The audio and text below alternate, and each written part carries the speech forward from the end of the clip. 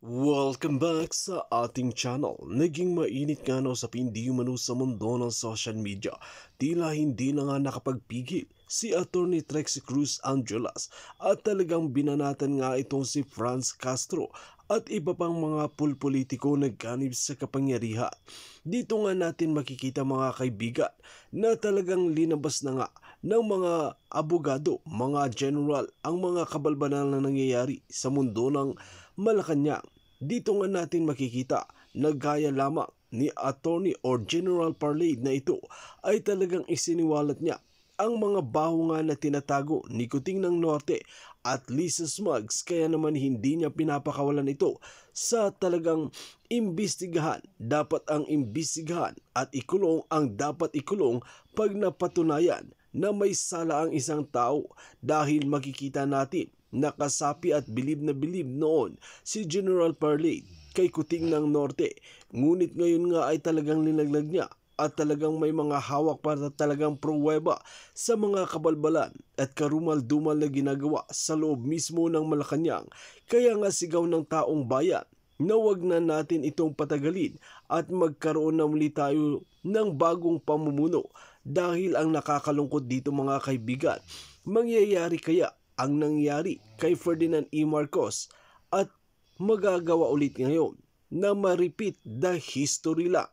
Well mga kaibigan, para nga sa karagdagang impormasyon, panoorin nga natin ang buong video. At kung bago ka pa lamang sa aking channel, huwag kalimutan i-click ang subscribe button at notification bell para lagi kang updated sa ating mga bagong video. At para sa solid viewers natin dyan, maraming salamat sa walang sawang pagsuporta. Marites, etong si Franz Castro, Siyempre. dito po nagsimula ang problema sa DepEd dahil nagpapakalat po itong tatlong itlog sa Kamara mga kaibigan na hindi daw nagbabayad ang DepEd sa di umano'y isang mga materialis po, no, ng Transpac mga kaibigan, itong warehouse na to. Ito po yung problema dito mga kaibigan, kaya po itong sila Rendon at yung mga kasamahan pang mga influencer, putak ng putak na wala naman palang alam na merong contract kompleto yan. Ito po, pakinggan po natin si Attorney Trixie Cruz. Sa politika, kailangan birahin natin yung malakas. Ginagawa nilang issue ito kay VP Inday. But at the same time, tandaan po natin, si Congresswoman Franz Castro din ang nagsalita tungkol sa, nagmarites tungkol dun sa impeachment. Meron pa siyang kasama din siya dun sa reklamo laban sa SMNI, kasama din siya dun sa ibang mga panawagan tungkol kay mga recent na issues, di ba? Hindi rin siguro na malayong isipin na coincidence na, pero ang talagang umaatake parati sa ating Vice President yung mga at saka pagtanggal ng confidential funds ni VP Inday ay galing rin sa mga privilege speech at saka mga puna ng ACT party list na i-express o isinalarawan o ginawang minanifest ni Congresswoman Franz Castro. Minarites ni Congresswoman Franz Castro sa pool. Good job, Attorney Trixie Cruz, good job. Ayan minarites ni Congresswoman Franz Castro. Marites ka pala O yun galing po yan kay Attorney Trixie Cruz, minarites ni Congresswoman Franz Castro. Nakakahiya kayo? Nakakahiya kayo mga congressman pa naman, mga congress, nasa congress kayo tapos marites lang kayo? Dapat talaga kayong kasuhan. Ito na po ang buong video mga kaibigan. Pakinggan po natin guys si Attorney Trixie Cruz. So kahapon or the other day nanawagan si Congresswoman Franz Castro na imbestigahan daw, nanawagan siya na imbestigahan daw yung Transpac Cargo Logistics kasi hino-hostage nito ang ilang bilyong worth of learning materials ng Department of Education. Ibig sabihin, ang Transpac ayaw mag-deliver kahit may kontrata sila with the DepEd na they entered into in 2021. So, sabi pa niya, this should be investigated immediately, especially since there are already initial findings in 2022 annual audit report that several boxes of school supplies of DepEd were not delivered because their supplier Transpac, These supplies, ayon kay Congresswoman Castro, were procured using public funds. Di daw dapat maulit-uli, dapat i-blacklist, and so on and so on. So, natural. Diba? Kapag merong kontrata ng isang government agency, dapat ma-fulfill yung contract na yon. Pero, kung mapapansin ninyo, wala pong puna ang COA tungkol sa pera. Ang sinasabi lang ay hindi pa dinideliver ng Transpac yung learning materials na ito, itong school supplies na ito. So, parang somehow kasalanan ng DepEd ito. Ngayon, nung nanawagan si Congresswoman Franz Castro, sumagot ang Transpac at sinabing kaya daw hindi nila dinideliver dahil hindi pa sila nababayaran. So, siyempre, naging malaking issue, naging na naman yan, pinag-uusapan. So dahil medyo tumutumbok na itong issue na to, sinagot na ng DepEd ang paratang na ito or ang emerging na tingin natin, yung kumbaga emerging controversy. So sabi ng DepEd, basically ganito yan. Kailangan delivery muna bago mabayaran. Yun yung kontrata. Ang sinasabi ng Transpac, di kami nagde-deliver kasi wala pa kaming bayad. Not true. Dahil base dun sa kontrata ng DepEd, deliver muna, verify nila, and then babayaran ang Transpac. Pero dahil overdue na sila, nakapag-demand letter na ang DepEd ng August 2023. Hindi pa rin sumunod ang Transpac, wala pa rin delivery. Nakailang buwan bago sila nagsabi na, after a month, sabi ng DepEd, kung hindi ninyo kayang i-deliver, kami na yung maghahakot dyan. Matapos lang itong kontrata na ito. Hindi pa rin sumagot ang Transpac, wala pa rin silang go ahead na, sige kunin ninyo dito. Until finally, inumpisahan na ng DepEd ang kaso. So, kinasuhan nila ang Transpac after nag-demand letter sila. So, nag-file sila ng kaso, only then, and after that, sinabi ng Transpac, ay, ready na po, pwede nyo na pong kunin dito. So, ngayon, dagdag pa rin ang DepEd ngayon ay kailangan pang kunin yung mga materials na ito sa Transpac. Pero anong naging issue? Ano yung naging storya dito? Hindi daw nagbabayad ang DepEd kaya hindi nag-deliver ang logistics company na ito. At parang hindi pa nga daw bina-blacklist or anything like that. Ang sagot ng DepEd dito, wait, pero naman proseso Di nag-deliver o demand letter. Walang nangyari. Nag-propose ng alternate solution ng DepEd. Wala pa rin nangyari. Kinasuhan na nila. Doon, sumagot ang Transpac, ay pwede nyo na pong kunin dito.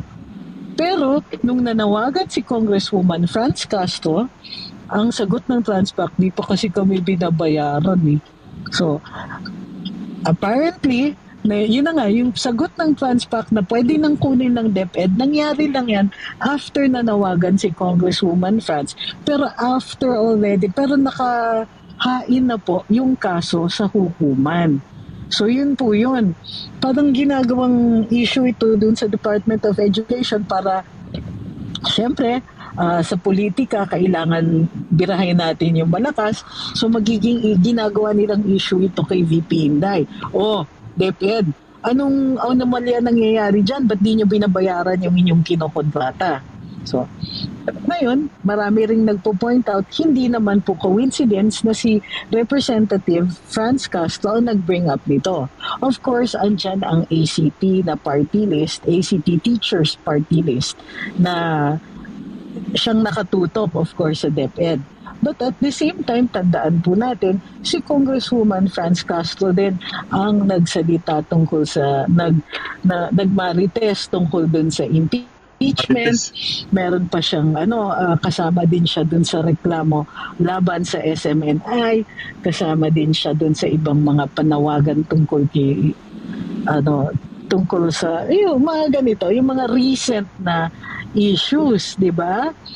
So, hindi rin siguro na malayong isipin na coincidence na parang ay napaka-coincidental naman amnestied yung kanilang mga kaibigan, pero ang talagang umaatake parati sa ating Vice Presidente. Remember, yung CF yung mga at saka pagtanggal ng confidential funds ni VP Inday ay galing rin sa mga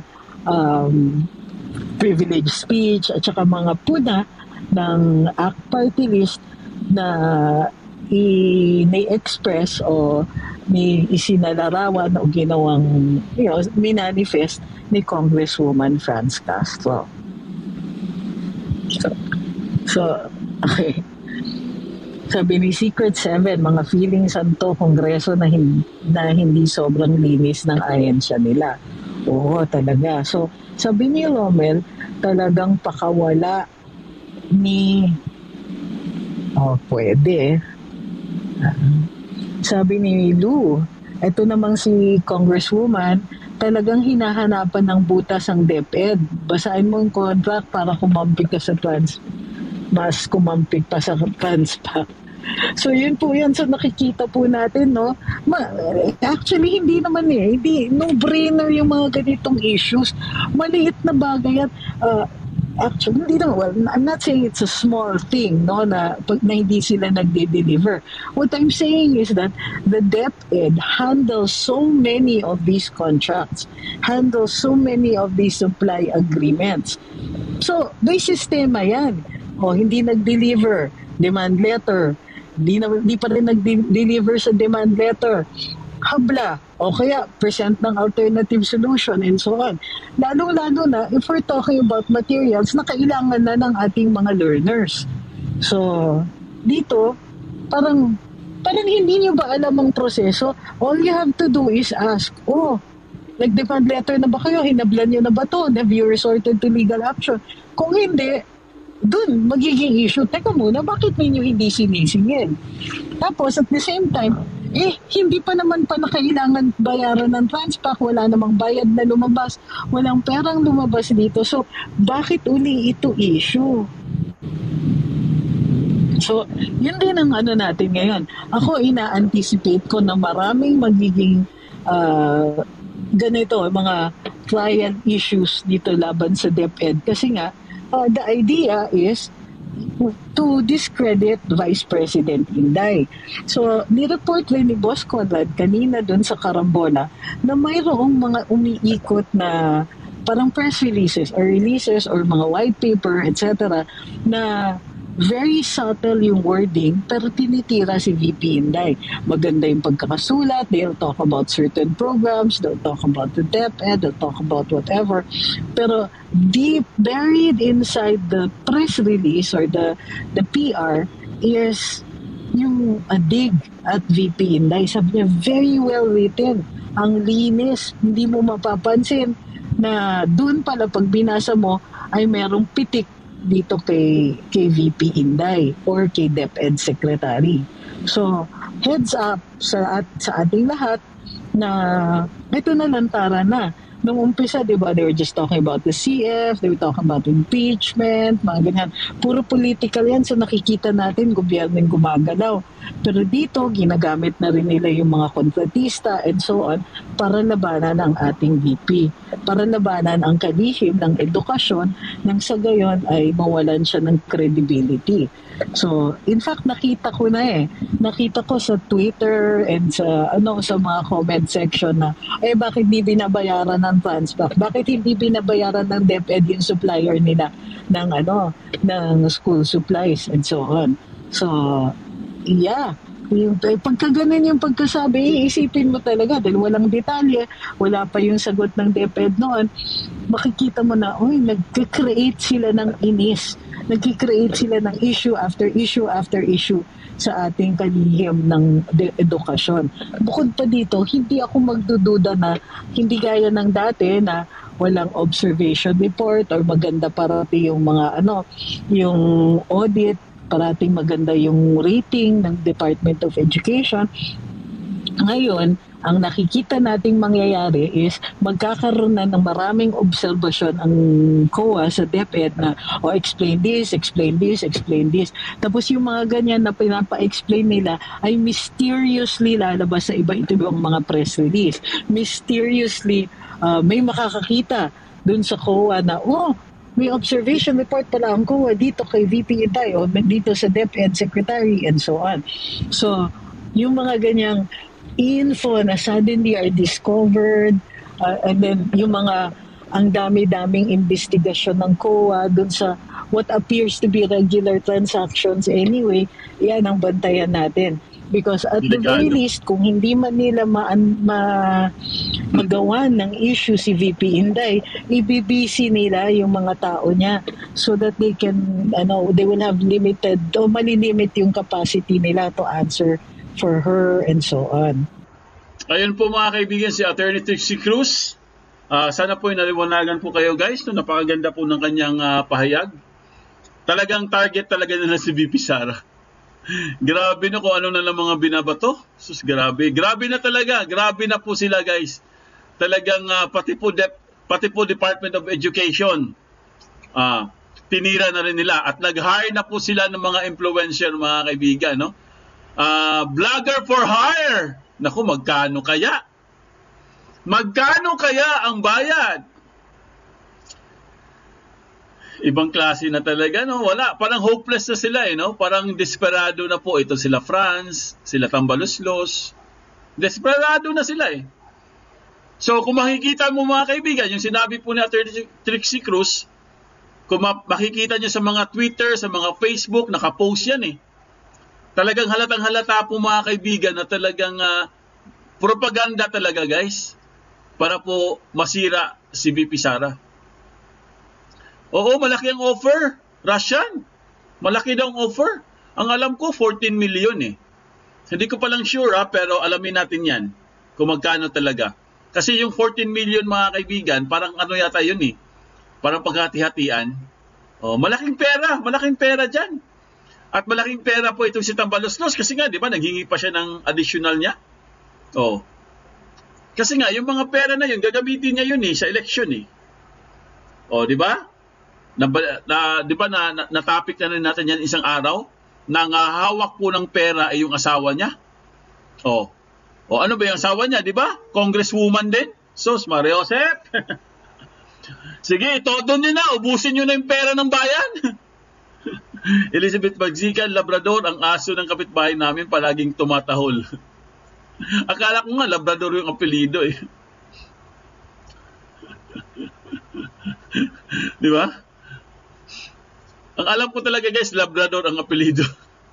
Hoy Rendon, ipinagpalit mo ang integridad, no? Dignidad at integridad sa nakaw na pera. Oo, no? Grabe sila guys. Grabe. Tama kayo, Susan Aviles, I agree. Hoy Labrador, maglaba ka na lang ng damit niya. Little Tambi. Elizabeth Pagsikan, dyan napunta ang 2 billion. Jose Kapangpangan, the more siraan si VP, Sara, the more dumami ang supporters. Yes, I agree. Si Makagago din. Russian, no? Nanonood ka ba doon, Russian? Malaki yata ang offer ni Tambaluslos. Malaki talaga offer. Grabe. Malaki offer po. Biktima, ayan. Anong point mo? Sino ba si Biktima? Ano daw point mo, Biktima? Little Tambi, banatan mo yan si Biktima 147. Ayan. Chrissy Brooks. Hello, Little Tambi. Ayan. Trililing, 0.02. Yan si Labrador. Labrador, naging Labrador na Naging aso na talaga. Akala ko kasi si Trililing yung bagong aso ni Tambi. Yung pala mga influencer ginamit. Di ba?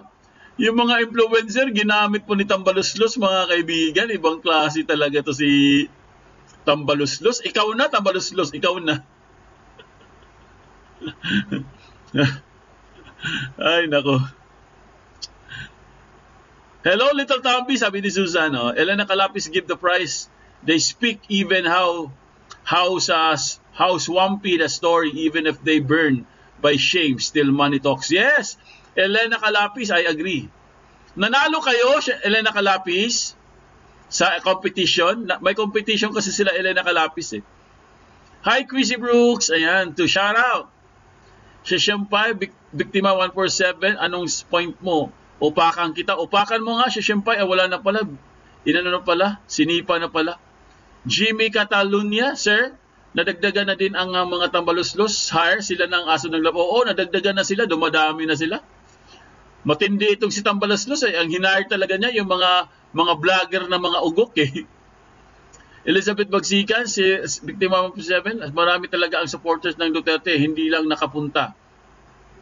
Hello, Vanji Abrenilia, ayan, Fox Queen, malaki offer niyan, mga mukhang pera yan si Rendon at Makagago. Well mga kaibigan, dito nga natin mapapatunayan na talagang maraming ang galit ng mga army at mga general na rin sa pamumuno nga ni Kuting ng Norte ngayon. Tila dito natin makikita na talagang hindi na pagkakatiwalaan ang nasa Malacanang, kaya naman mag-ingat-ingat ang lahat at pilit pa rin na sinisira si former President Rodrigo Duterte at VP Sara Duterte. Ngunit hindi nga sila nagpapatinag at hindi nga nila masisira ang tiwala ng mga general at mga army sa pamumuno ni former President Rodrigo Duterte at ni VP Sara Duterte.